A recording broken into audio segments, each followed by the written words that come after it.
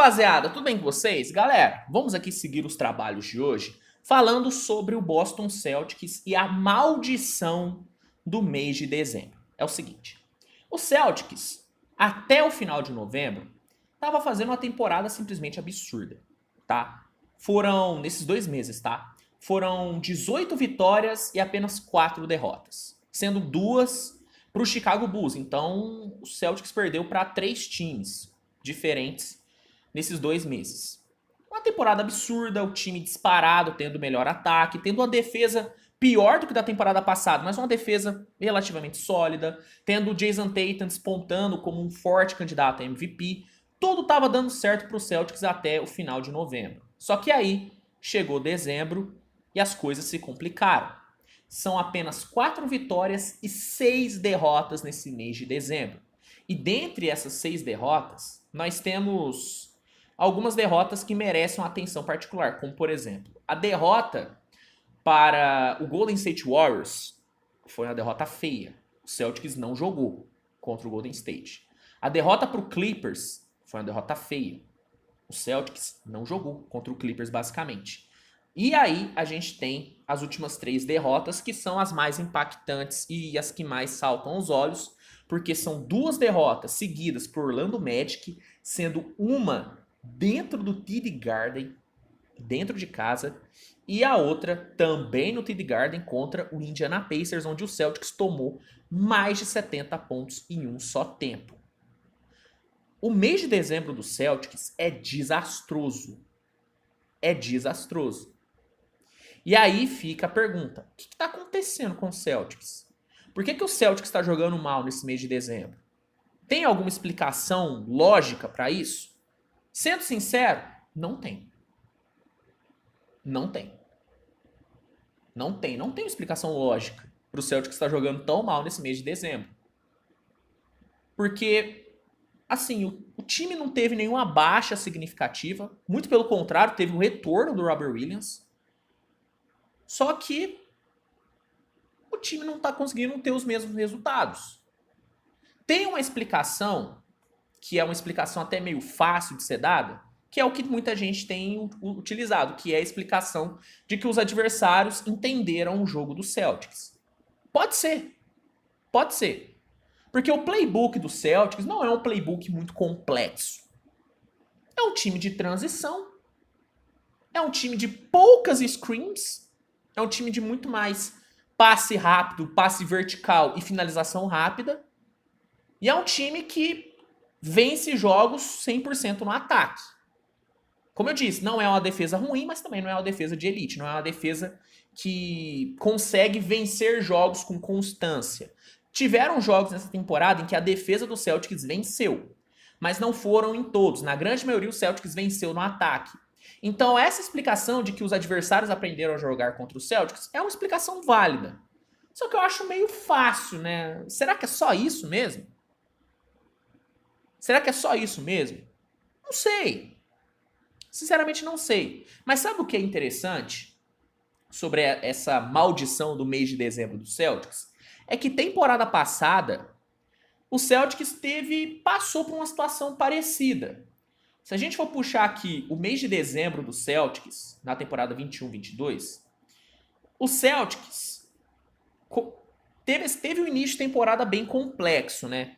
No mês de outubro foram 2 vitórias e 4 derrotas. No mês de novembro nós vimos uma melhora, o Celtics teve 9 vitórias e 6 derrotas. Só que aí em dezembro, assim como está sendo agora, o Celtics caiu brutalmente de nível. O Celtics teve 6 vitórias e 9 derrotas em dezembro de 21.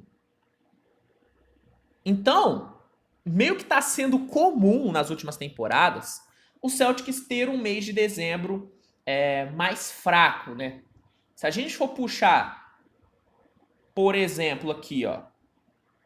Se a gente for puxar na temporada 2021, que foi uma temporada bem conturbada por conta da pandemia, o Celtics teve apenas 3 vitórias no mês de dezembro.